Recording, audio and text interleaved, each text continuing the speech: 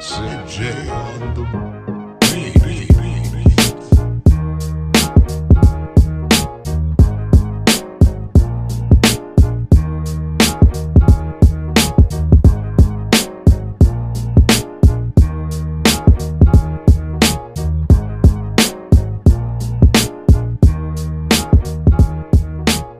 China Workshop Series, we call it CWS for short, was founded in 2012. And we are very honored and very grateful for the law firm Perkins Coie sponsor us to have an event like this to share a very trendy topic.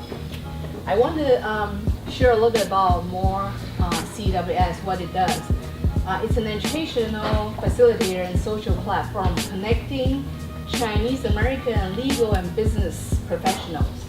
Our mission is to help explore issues and discover solutions involving China and US business-related transactions. We have done in the last 6 years a few different programs. We have business and legal programs such as the one that we're having this evening. We also have CEO dialogues and exchanges. We also have trade missions where we bring a group of professionals to China and to different delegation for the professionals focus on networking and business acquisition. Last but not least, we also have the mentorship, helping younger Chinese American professionals here in the US. So without further ado, I want to introduce Ms. Yan Tan to give us some welcome remarks for tonight. Thank you. All right, thank you, Joanna. First of all, I want to thank you all for coming here, taking your time. I know, that's the evening with us, but we all appreciate your participation. And of course, I want to thank you, my moderator Ethan, and my co-panelists Jack and Mary, and that's going to be an interesting topic. They are very experienced in this area, so I'm sure we're going to have some good discussions. And of course, like China Workshop organizers, the staff, Chris, Joanna, thank you. And Ethan, of course, just in case some of you don't know, Ethan speaks a better Chinese than I do. And he reads and writes Chinese. And of course, this cannot happen without Perkins' supporting staff and all my fellow attorneys. They are embedded among the crowd. So find them, and our office support is tremendous. So we put in a lot of effort in the Asian market. So this is one of the evidence that we share with our audience. And a little bit about Perkins Coie, because a lot of people were saying, I see the big sign from Highway 5, so what do you do? So just a brief introduction. We're a Seattle-based general practice law firm, and we were founded in 1912. So along the years, we have already grown into a big firm with over 1,000 attorneys, 19 offices all around in the country. Also, we have 3 Asian offices, namely Shanghai, Beijing, and Taipei. And our practice is more like a general practice, but we support IP, corporate litigation, you name it. But our clients are not only the big companies. We not only support Fortune 50 big companies, we also care about small startups, innovative companies. So technology is the key of our value, and we grow with the company. An interesting story is we were the first legal counsel for Boeing when there were only 2 people. So over the years, we grew with Boeing. And when Boeing was the first selling planes to China, we were their legal counsel for the transaction. Finally, a little bit about myself. I'm a patent prosecutor in life sciences. People always say, a prosecutor, do you do the bad guys? No, we help you for the patent strategy and help you to obtain patents. And that's going to be a tremendous help in your future business development and your business plan. And I serve pharmaceutical companies, biotech, and also individuals, because some inventors, sometimes even cancer doctors, we take their technology and try to make a pattern out of there. Of course, we have like a lot of ties in China practice. Like I said, we have 3 different offices, and we have like a bilingual attorneys. Myself and on the side, Luis and Ying Li, we all speak Chinese, and Baba technically he's learning the Chinese now, right? Yeah, so that's pretty much about it, and I'll hand it back to Joanna. Again, welcome to our firm, to our wonderful panel discussion. Thank you, Yan. So before I introduce the most important person of the night, I want to have a few housekeeping little things to remind you. If you could please turn your cell phone to the silent mode so it doesn't disturb other people. Second thing is the restroom is just past the registration desk to the right. The dinner in that room is going to close at 6:30 p.m. So if you haven't gotten enough food, this is your chance to please grab something, and then you can come back here and we'll start the program right away. Lastly, you have to plug in for our CWS. We're always looking for new ideas and volunteers. So if you're interested in what we do and you think your expertise and your knowledge can help us grow this nonprofit legal and business education, please reach out to me or to Chris on the side or Mr. Ethan here. So thank you so much. I want to introduce you Mr. Ethan Devon. Ethan is the founder and president of Takaro Corporation, a consulting firm specializing in international trade and investment with China. He previously served as Asia Desk Manager at the World Trade Center San Diego. And he worked for both Chinese and Taiwanese companies when he lived in Shanghai, Nanjing, and Taipei. Ethan graduated Phi Beta Kappa M magna cum laude from the University of Southern California with bachelor's degrees in international relations and East Asian languages and cultures. He also received his master's degree from UCSD's School of Global Policy and Strategy. He's, like Yan said, fluent in Chinese and English. His Chinese capability is amazing. I really admire him for what he's able to do. So he's going to be our moderator for the rest of the evening. And last but not least, he's also the president of CWS. So thank you, Ethan, for giving us a really productive evening.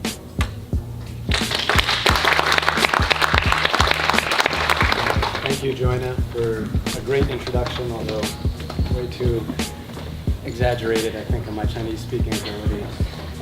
Anyway, it's great to see such a large crowd today. I think it's a testament to the timeliness and the relevancy of this topic that we have, or maybe just to the aggressiveness of Joanna's marketing. But regardless, it's a great topic that we have today.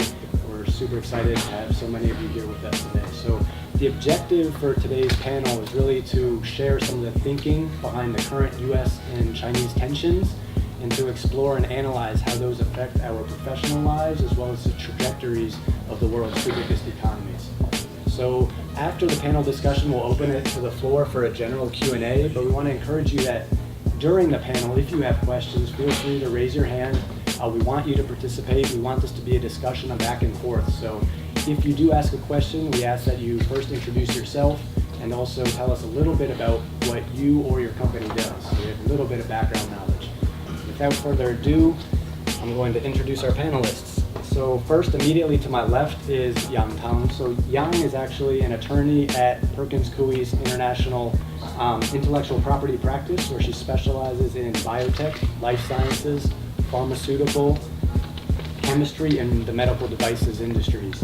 So as many of you might not know, Yang was actually a molecular biologist previously, and she actually worked in the lab for 7+ years. So that technical knowledge coupled with her legal expertise has made her a hot commodity here in San Diego, especially in the life sciences space in San Diego and La Jolla in particular. Our second panelist is Jack Bell. Jack is the founder and managing director of Pantech Partners, which is an investment banking firm that assists American and European companies as they enter the Chinese as well as greater Pan-Asian markets. Jack leads the firm's cross-border presence and advises many of these European and American companies on accessing private capital, M&A deals, and strategic partnerships with Chinese and greater Asian partners. So prior to founding Pantech in 2007, Jack was actually vice president of marketing with SimWave, which was a semiconductor company that provided integrated circuit solutions to the consumer and digital media markets in China, Taiwan, and the US. Our third panelist is Dr. Barry Naughton. Barry is the chair of Chinese International Affairs at UCSD's School of Global Policy and Strategy. He is also one of the most highly respected economists working on China today. He is an authority on the Chinese economy, including things like trade, industry, finance, and particularly China's transition to a market economy. Barry has written the authoritative textbook, which is titled The Chinese Economy, Transition and Growth, and it has actually been translated into Chinese. His groundbreaking book, Growing Out of the Plan, Chinese Economic Reform, 1978 to 1993, received the O'Hara Memorial Prize. Lastly, Barry was also one of my professors in graduate school, and the fact that he is still speaking to me is a testament to his patience and kindness. So we thank all three of our panelists and look forward to kicking things off here. So I thought before asking a question to all of our panelists, I wanted to open with a quote from Australia's former Prime Minister and current president of Asia Society Policy Institute, Mr. Kevin Rudd. Mr. Rudd, in September of this year,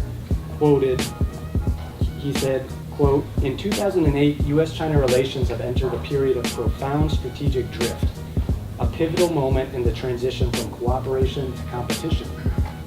It's an open question whether this split will spawn a Cold War or even a military confrontation, but there's prospects some policymakers are now considering for the first time. But there's no doubt that a wider economic war is now upon us. This war is to be waged over the ownership of technological innovations that will drive the 21st century." So with that, let's kick things off with the panel. Again, if you have questions, feel free to raise your hand. The first question is, I'll pose to all three of you, if you don't mind. Maybe we can start with Barry, and it's more of a personal question. I'd like to sort of hear a little bit more about how the current U.S.-China trade war has affected your own work. Yeah, that's a great question. I mean, and for me, unlike these guys, I'm primarily in the ivory tower, right, looking at sort of how these things affect us. And I would say everything has changed, right? And when I try and put it into context to people, what I say is, look, there are three sort of earth-shattering historical changes going on simultaneously right now. Number one, China ended the period of miracle growth. It had been growing at 10%, and now it's going to be growing at sort of 6%, maybe 5%. And that change is just huge for everything. We've seen it before in Japan, Korea, Taiwan. But here's the second thing. In Japan and Korea, all these countries, when they slowed down, the governments also became more hands-off, or maybe we should say more light touch. They had more trust in their companies, they had more trust in the markets, and so they kind of pulled back from their industrial policy. China has done exactly the opposite.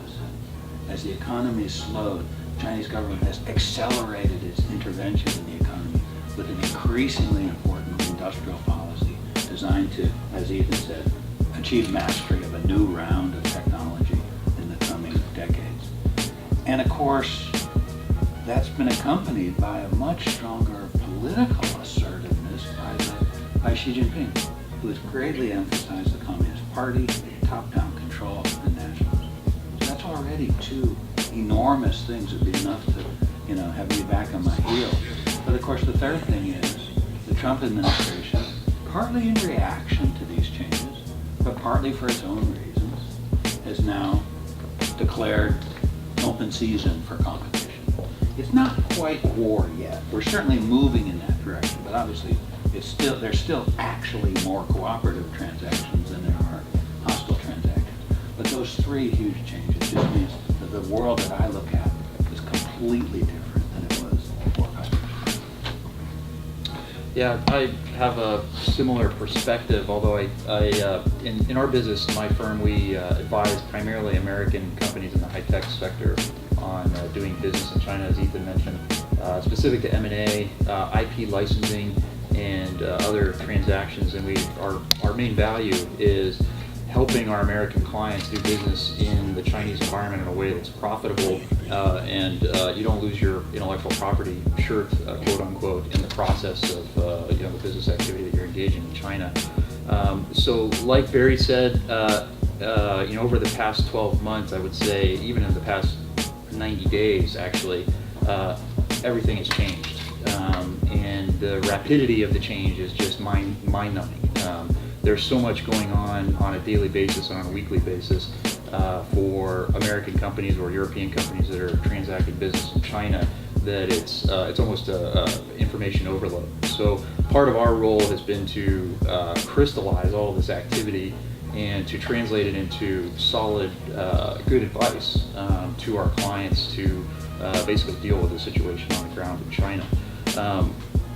In the sense of the glass is half empty, what has changed for the worse for our clients with being American companies doing business in China? I think a couple things. One is just in the past, I'd say 30 to 60 to 90 days, there's been a pretty significant drop-off in investment flows coming from China into the United States or into American companies. And part of that is just fear, I think, for the fear of the unknown on the Chinese counterparty side. So we see a pretty precipitous drop-off. I don't necessarily expect that to continue, but it's been a very dramatic drop-off. The other thing that we've seen that's on the glass half empty side is a lot of regulatory activity on both sides of the pond. Typically, in this business, we're dealing with a lot of regulatory risk, typically on the Chinese side, and a lot less regulatory risk on the U.S. side, to the point where we're almost 99% focused on what are the regulations in China and how do we navigate those to the best interest of our clients.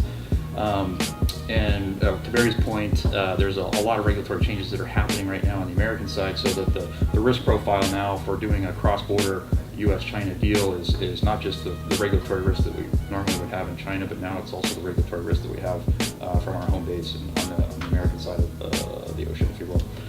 So there's a lot more regulatory risk. We advise a lot of companies, for example, in online gaming. Right now, that's not what you think is not a very sensitive sector, but on the Chinese side, the Chinese government at the national level actually banned new licenses for new online games being published in China. So some of the biggest gaming companies in China, like Tencent, NetEase, their market caps have fallen off by 30, 40, 50% just in the past 30 days, 30, 60 days. So if you look at those companies, you'll see their stock charts looking, very negative. So there's a lot of regulatory activity there, just in that one. That's just one example. On the U.S. side, there's CFIUS and FIRMA, and there's Commerce Department, there's Treasury Department, and it seems from people that I speak to on the American side, folks that are like Barry, that are studying the international nations and the American government, the bureaucracy, is that there's a lot of activity that's already been published and it's public and you can read about it, the CFIUS regulations being one set of those. But we're also hearing a lot of scuttlebutt and rumor that there's more coming, that this is really just the tip of the iceberg. So we're prepping our clients, we're prepping transactions that are already underway to be ready as much as we can for those types of situations where we expect a lot more regulatory scrutiny from the American side. The flip side of that is there's also a glass half full aspect that we look at this as well. And what we see right now is that U.S. and China, there's a lot of back and forth communication that's happening, and most of it is there's a lot of mistakes being made both at the policy level, I'd say at the bureaucratic level, and at the business level, the corporations that are moving around both on the U.S. side and on the Chinese side. And there's a new equilibrium that's being sought out. Trump is looking for a new equilibrium from the American side. I think Xi Jinping and several of the very powerful people in the Chinese bureaucracy and military-industrial complex are also looking for an equilibrium, whether it's military, economic, or political. And I expect that equilibrium will be found over the coming months and maybe it's a year, maybe it's two. It's hard for us to say. So what we do see here, glass half full, is that there's probably a very large opportunity for the folks like us that are studying this day in and day out to look for what are the new greenfields of opportunity that are going to be opened up. There might be more regulation on both sides of the ocean, but there will also be opportunities. Eventually, the gaming license example that I just mentioned to you for companies like Tencent and NetEase is going to be lifted. Eventually, new games are going to go into China. The Chinese gaming companies are going to publish new games. They're going to in-license American gaming titles from American game studios, and that demand will continue. And so long term, I'm very bullish. And there's a glass half full aspect of this, which is as this new equilibrium is being found or searched out, if you will. It's hard to say how long it's going to be. But once that equilibrium is found, I believe there's going to be a new set of opportunities that will present themselves both to Chinese business executives and American business executives to work together, whether it's to transact a cross-border transaction, an IP license, or some other form of cooperation. So long term, we're continue to be very, very bullish on American companies doing business with China and vice versa. But in the short term, there's a lot of movement, there's a lot of unknowns, there's a lot of dynamics that are hard to quantify. And guys like us are on the front lines doing the best we can. Before I pass it on, I want to send another, give another example of a glass half full situation. In March of this year, we closed a American client of ours in the software space based in Los Angeles. We helped them broker a IP license to the largest internet company in China, which closed in March of this year, which now seems like 10 years ago, given all that's happening between March and now. But that was a very successful transaction where the Chinese company paid $30 million in cash, in US dollars, by wire transfer to our American client. In about 30 days from the day that the closing documents for the IP license agreement were signed to when the money actually hit our client's bank account. That was a very successful transaction for our client. It was a very successful transaction for the Chinese side. They gained access to technology that they wanted. It was in a consumer, non-sensitive application market, so it was regulatorily kosher. And it was very profitable for the American side. They intaked $30 million. They now have a balance sheet with $30 million in cash, and they're going to be developing and investing that intellectual property that capital into developing new intellectual property. That is a transaction. It wasn't publicly announced like most IP transactions, so it's not something that there's a lot of tombstones that you're going to be able to look up. But it's a real transaction. It was $30 million. It was between the largest Chinese internet company and LA-based company, and it was successful for both sides. And I believe long term that transactions like that will continue, both between China and the U.S. So I'll take a breath there and hopefully. Okay. First of all, I didn't pay Jack to say all that, but it's all music to my ears, like IP protection, IP protection. But first of all, I just want to say, yes, the policy change and the government put a lot of restrictions on certain technology. And at first I was thinking like, I don't do chip or whatever. Now when I see biotech falls under the restricted technology, I'm like, what? But that's the bad side, because the attorneys will follow the rules. So when the target is moving, it's making our life harder. But they say attorneys can always make some business during the bad and the good times. But the good news is like now we do have a lot of increased inquiries about, first of all, our litigators. I have litigators here, so please correct me if I'm wrong. But we do see a lot of things like, what do we do? What if my stuff is stopped at the customs? So what do we do?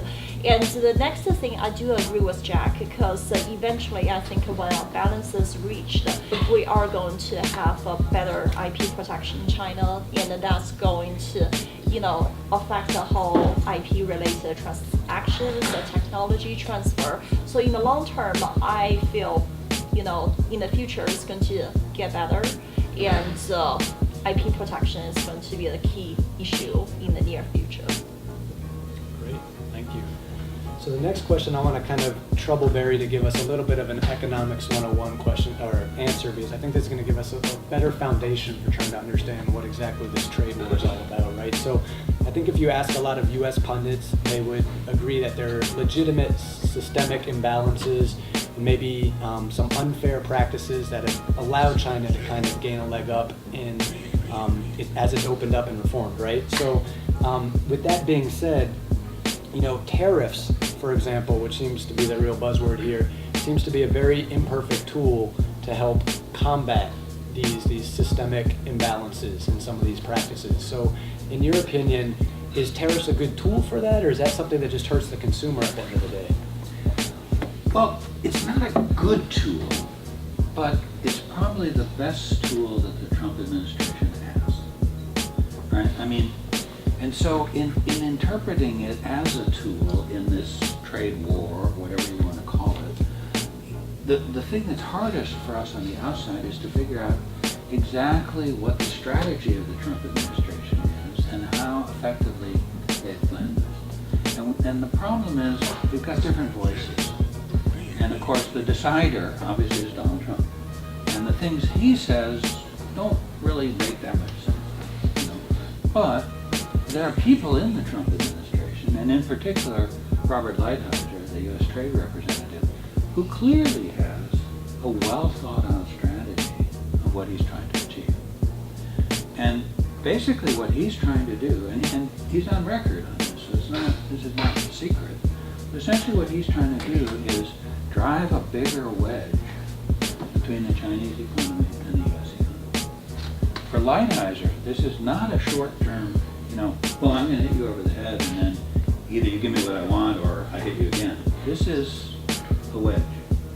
And his objective is to weaken the global production chains that we have all come to rely on. Right? He thinks that Chinese industrial policy is wrong, not just because it involves violations of intellectual property rights, but also because he thinks that kind of government steerage of the economy is incompatible with our system. So, in that sense, assuming that he continues to call the shots, assuming that Trump continues to listen to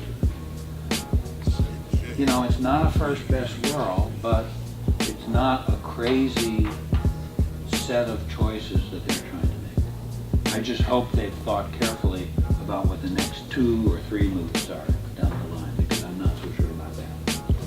Can everybody hear okay? In the back especially? Up a little bit? So we're going to have to share one mic. Can you hear me better? Oh, yes. So Barry, maybe to piggyback on that as well, I don't want to take too much time, but there does seem to be somewhat of an obsession by the Trump administration about this trade imbalance, right, that the U.S. has with China.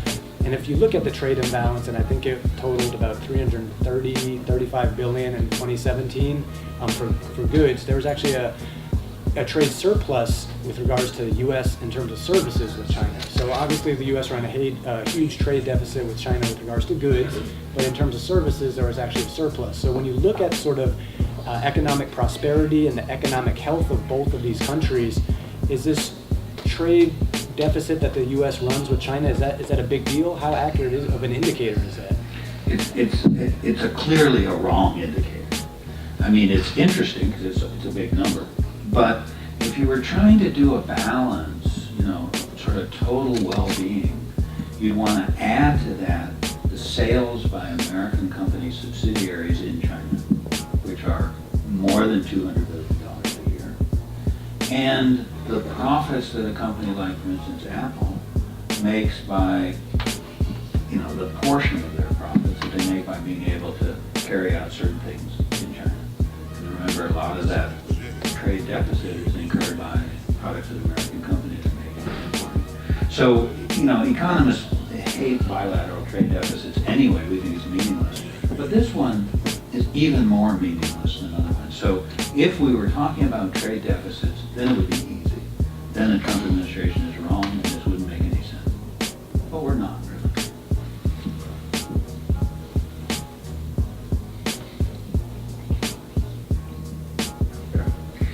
So the next question I will pose to Yang and Jack, if you don't mind. So the U.S. business community, which has traditionally been a very sort of strong supporter of closer U.S.-China ties. In recent times, the last 6 months in particular, there's been increasing concern about them not being able to effectively compete in China due to this uneven playing field, right?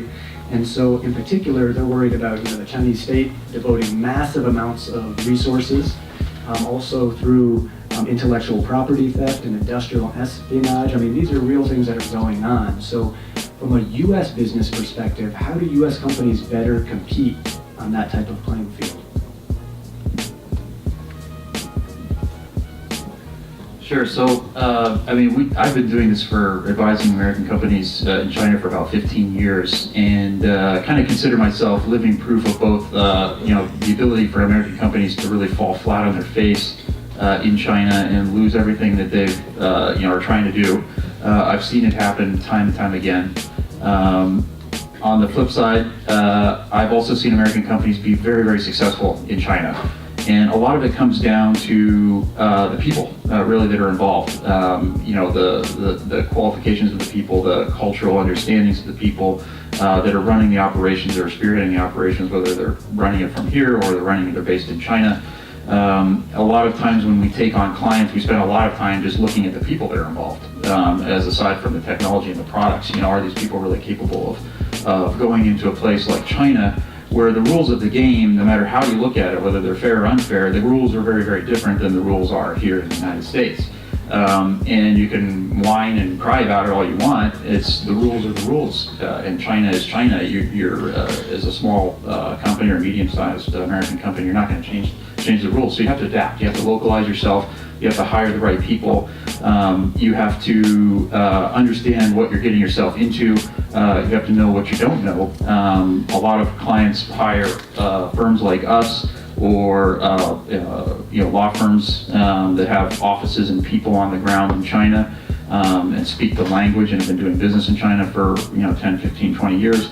All of those things are tactical tools that you can put into your toolkit as an executive going into China and dealing with what we call uneven playing field. I don't really consider China to be an uneven playing field. I just consider it to be a different playing field than what most American executives are dealing with in the United States on a day-to-day basis. I've seen a lot of very high-powered American CEOs that were very, very successful in the U.S., taking companies public, doing M&A transactions, what have you.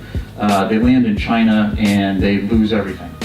Literally the shirt off their back, and they're flying back to the U.S. and it's a total disaster. And there's a lot of examples I can give of that, both from primary experience as well as stuff that you can read in the media.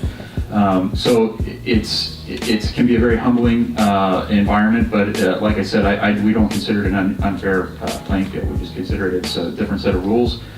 Yes, the government is involved at every level. The Chinese government, like most Chinese business executives that have run businesses in China, you have to be involved with the bureaucracy at the city level, at the municipal level, at the national level, depending on what your business is. That can really make or break your business as running in China, both as a foreigner as well as a local.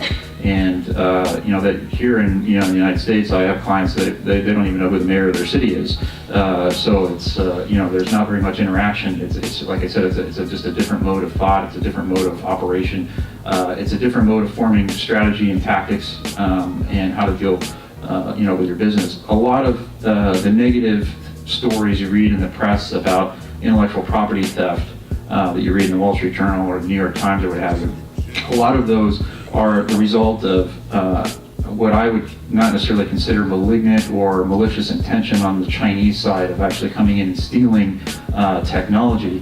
It was a bad deal. The deal that was structured from the very beginning was an inappropriate deal. It was a joint venture that was structured where people contributed technology into a structure that everybody had access to. Well, of course the intellectual property is going to leak out because everybody has access to that joint venture. So you can look at a different way of doing a joint venture. Say, hey, instead of putting my technology into some entity that is owned by several people that are not necessarily financially aligned with what I'm doing, I could do an IP license deal. And instead of owning 50% in some JV that maybe will pay me in 5 years from now, I can get paid right now in cash. and I'll license my technology, I'll negotiate the terms of that license, and I'll have an arm's length relationship, and we'll negotiate such that the Chinese side feels like they're getting what they want and they're winning, and the American side is getting what they want and they're winning. I see that happen all the time. I see other investment banks similar to us advise in situations like that are very, very successful for both the Chinese side and the American side. We've advised on several of them as well. So I think it's just localizing yourself, educating yourself, getting on the ground. If you don't have the infrastructure and the background, the expertise yourself, you find people who do, and you bring as many people in as you can that fit that bill, and you build up your team. It kind of comes back to people, people, people. I say that over and over again, that's my piece on that. Well, actually, I just tag on that because for us, for the past years, we do work with the big companies in the U.S. and for the IP enforcement. So they always ask me like, if somebody infringe my patents in China, what do I get? So I always tell them like, whatever damage you get is not enough to pay for your attorney fees. But now they have more faith because they see the gesture the Chinese government is making, at least they promise to be more effective in enforcing the patent in China. So a lot of more U.S. companies, they are more willing to do that. Still, we are not expecting high damages compared to the U.S. courts. At least we have tools like an injunction. You cannot sell my product. At least that's a token winning, and it's getting better and better in that sense. But the biggest change I see is from the China side coming to the U.S. doing business. Because before I was trying to explain to a Chinese company, if you do business here, you need to have IP protection. They always say like, no, I'm not willing to put this percentage of my revenue into IP protection. And now once they do things their way and lose their technology or like cannot enforce IP, they finally realize the patent is not like a pretty wallpaper that you just put on the wall to show you're capable of having certain technology. They really realize that this is some way that you can have business transaction, you can get private funding, public funding, and then you have many ways to make money from the patents. So actually we do see the brighter side. There's like a lot of Chinese companies they're willing to play this way, the patent protection, if you would. Oh, sorry.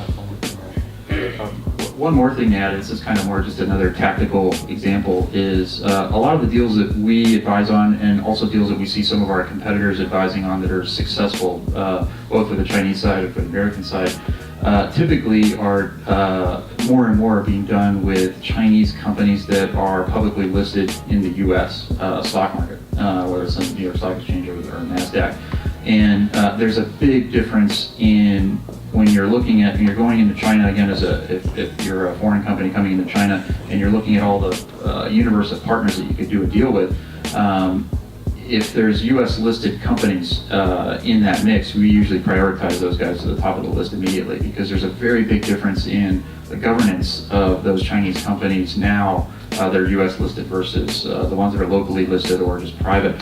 And that's a big sea change from let's say even 12 months ago. It's a dramatic change from 5 years ago, where there was a lot of I would say lower quality Chinese companies that were listed on U.S. Stock exchanges. So they're generally talking about intellectual property a lot more. They're thinking about, we're listed in the U.S. We have to follow all the disclosure rules. They don't want to get lawsuits thrown at them by either Western law firms or local Chinese law firms that are hired by Western companies because that could impact the stock price. So that's a tactical tidbit that is fresh, is really contemporary. It's within the last year, basically. Most of the targets that we're dealing with as counterparts on the Chinese side are publicly listed and are trying, I would say, earnestly to govern themselves better and better, and are willing to pay for intellectual property. That's a new thing. This deal that I mentioned that we closed earlier this year was a $30 million software IP license. That was unheard of in my business 3 years ago. Just those deals did not happen. So you can see there's a lot of change happening on the Chinese side. There's a lot of change happening on the U.S. side. Some of it is for the negative. I think most of the negative changes are temporary. and will open up more opportunities.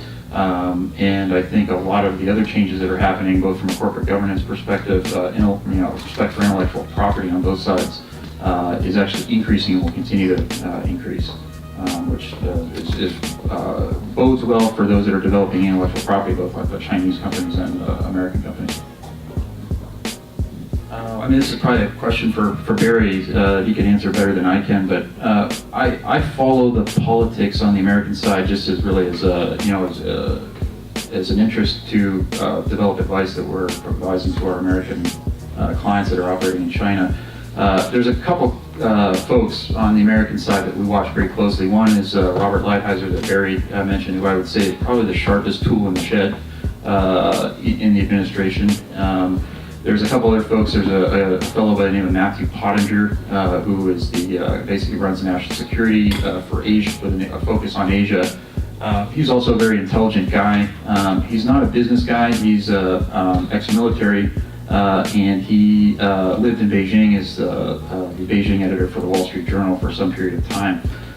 So I look at him as his experience as kind of colored by being a journalist, a foreign journalist operating in China, which in most cases ends up usually, depending on how they're reporting, as a negative experience. It's pretty hard to be a journalist, I think, a foreign journalist working for the Wall Street Journal or the New York Times in China, and come out of that with a bright, sunny outlook for a few years. So Matthew's another, I think, pretty influential guy. There's another individual, Peter Navarro is his name. He's actually from Southern California here, and he's risen up through the ranks in the administration. And I think that the most politically correct way to call Peter is he's just a character, quote unquote. He's got some pretty radical views, most of which I don't agree with as a business guy. I think he could be dangerous to the general policy formation that's happening and is ongoing right now. But I'm encouraged by guys like Robert Lighthizer, who are very professional, been doing this for a long time, have a lot of experience, have legal backgrounds. I think Matthew Pottinger, adds value to the situation as well. These guys are I don't think they're looking to come to the negotiating table anytime soon. That's my feel on it right now, without having any real quantifiable data to say that, or having actually picked up the phone and talked to these guys. I think that this is probably is going to work itself out over the next 12 to 24 months. I don't think it's going to be a 10-year Cold War. It's just going to continue to get worse and worse. I think it's a 1 to 2, maybe a 3-year cycle.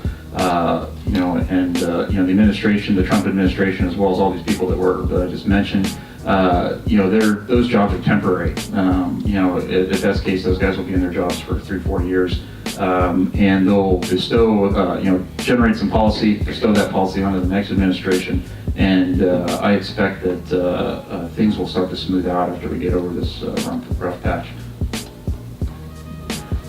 I'm so glad that some people are optimistic. It makes me feel much better. No, but I completely underline everything Jack said. Completely agree with every part of that. Let's just take it for a second from the Chinese side, and then maybe a caution, the qualification to the optimism. Clearly, the Chinese have been completely wrong with it. They totally got Donald Trump wrong, and I can't tell you how many times my Chinese friends and colleagues said, we think we get Trump. He's a businessman. He's transactional. He wants us to reduce the deficit. So, we can do that. We'll buy hundreds of billions of dollars extra stuff from the United States, and then everything will be fine. So, they really believe that. And that's not what's happening at all. Now, maybe that's indeed what Donald Trump came to the table with, but the dynamic between Lighthizer and Navarro, right, is that Navarro can get Trump all fired up to be tough and support the things that Lighthizer puts on the table. But right now, that condominium between them is working really well. They're getting what they want. I guess the reason I'm a little bit less optimistic is that I'm worried that, right now the Chinese are a little bit stunned. They don't know who to talk to. Mnuchin keeps saying to the Chinese, let's talk some more. And they're sort of, why should we? talk, what's on the table. We don't know what to do. But also, there are all these American companies in China. As Jack said, as Yang said, every bit of business, government plays a role. But the political environment for governments in China is changing because Xi Jinping is much stronger, much tougher, much more autocratic than any of his predecessors. So if you're the mayor of a Chinese city, you can deal with this nice American guy you've been working with. You're thinking about the big man upstairs. Your incentives are shifting away from working with a nice American guy. It's too risky. Maybe we just shouldn't do deals with Americans. So what I'm worried about is that as China responds to this strong offensive from the Trump side, that it, even though it doesn't want to, not intentionally, but unintentionally, starts to discriminate against American companies across the board. We see something like this in autos right now, right?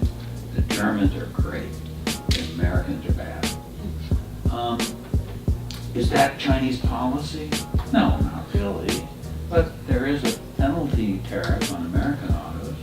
Well, understandable, because the U.S. put tariffs on Chinese stuff, so it's good for that. But the Germans aren't affected by that. BMW just took majority control of its subsidiary in China. It's a road where there aren't that many off-ramps, so that worries me.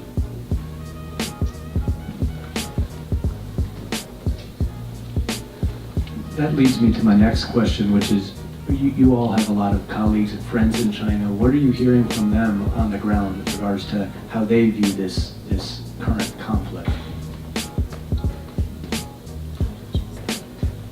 Yeah, I have through our business, we have about 20 people on the ground in China that work for the firm, and have a ton of friends and long-time relationships, Chinese all across China, and I'm talking to them almost on a daily basis. Every night I spend about half a day on China time, on WeChat and talking on the phone with folks over there. So we have a really live, ongoing conversation, on a weekly, daily basis.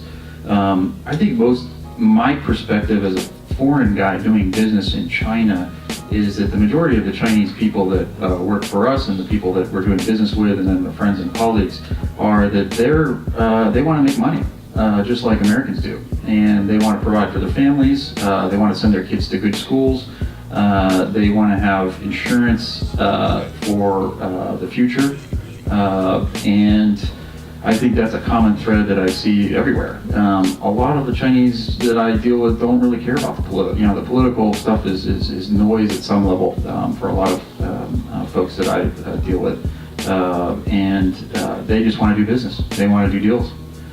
They want to figure out how to become global companies. They don't want to just do business in China. They want to be, global Fortune 500, Fortune 100 companies. They want to list on the NASDAQ or the New York Stock Exchange. So the political stuff, as much as I'm is optimistic, longer term. I think short term I'm much less optimistic, but I think longer term, I think that things will get better, and people will be able to make money and pursue those interests. So that's generally what I'm seeing right now. I mean, that's a contemporary, this week kind of perspective, if you will. No, I was going to say I agree, because sometimes I do feel like some people are more like a brainwashed, say whatever. So, I don't blame them, because sometimes when you're in China, now Google has problem, cannot really work, and some people have a limited view, like whatever, all the Americans are bad, so they're taking advantage of us, so they see only one side of the story. But a lot of my friends, and especially in business, they always think like, I need to make my business bigger, stronger. The only way I can do it to make it more international and to play by the rules. So I do think like in the long run, it's going to get better. I have a lot of colleagues in China, but I would say they're a special group, because they're mostly academics, and so they're really worried. They're super worried about increased ideological control that are happening in China. And it's stuff that none of us thought would ever happen. You know, the re-imposition of ideological control, what you can say publicly. It's really surprising. So they're super worried about it. And then they're kind of wondering, well, what's the U.S. doing? Is this helping or hurting? We're not sure. So, it's a complex picture, but I think there's a lot of anxiety. Well, one more example. Just this week, actually, I was talking to a Chinese friend of mine who lives in Beijing. And what he was talking about is that he owns, like a lot of our Chinese colleagues and friends, own apartments in Beijing and Shanghai, Shenzhen, Wuhan, and the interior China. Property ownership in China is pretty prolific, particularly amongst the business elite, and also Chinese companies that are, tend to hold and trade a lot in real estate. I think there's a lot, the 800-pound gorilla that's in the room, from the perspective of the folks that I deal with, is not the trade war. It's what the effect that the trade war and the political machinations that are happening right now could have on the Chinese real estate market. Because the Chinese real estate market is tied to, permeates almost every level that I can see as a foreigner looking into China as an outsider. Individuals own property, small Chinese corporates own property, the large Chinese corporates own property. We did a deal last year with it was a commercial sale of product to a partially state-owned company based in Beijing that was doing cell phone equipment for cell phone networks. And we're talking to the executives there, and they're like, well, actually, of our revenue, more than 75% of our revenue is apartment buildings in Beijing, in Haidian, in the north part of Beijing, which we thought was quite interesting. Here we're dealing with a radio transmission technology company, and 75% of their annual revenue is from apartment buildings. They're leasing. They own apartment buildings. They're leasing them out to families, individuals. Some are to employees, and they're carrying that on their corporate balance sheet. So the reason I'm telling you that is because, the reason I'm bringing that point up is that that's kind of a foreign concept for most American executives that normally wouldn't be running a biotech or an electronics company with a hotel or a bunch of apartment buildings on the balance sheet. They're focused on the business that they're mandated to be focused on. The scary part of that is that if the real estate market in China has a seizure or any kind of a blip, it could affect not only at the individual level, it could affect at the corporate level. And a lot of that corporate carrying of real estate value is unknown. I don't think people really know, even people, executives within their own companies know how much real estate is being traded and moved around. So I would say that I share that fear as well. Just this last week, I think it was in Hong Kong, a couple of the big developers were selling off new property, and they were discounting. They were selling off the buildings in 4 waves. The first wave they sold at price X, and then 6 months later they sold the second phase at price Y, which was lower. They discounted the price. The first wave owners that bought in at that higher price were extremely mad. They show up at the real estate office or the developer's office, threatening to burn the place down basically because they're lowering the value of their property by lowering the comps on the property. That's kind of a first time that's happened, I think, in a very, very long time. As long as I've been in Hong Kong or going through Hong Kong doing business in China, the real estate market has been in an upward trajectory. So that's the first time I've seen or heard, that there's been some tremors in the Hong Kong market, which is,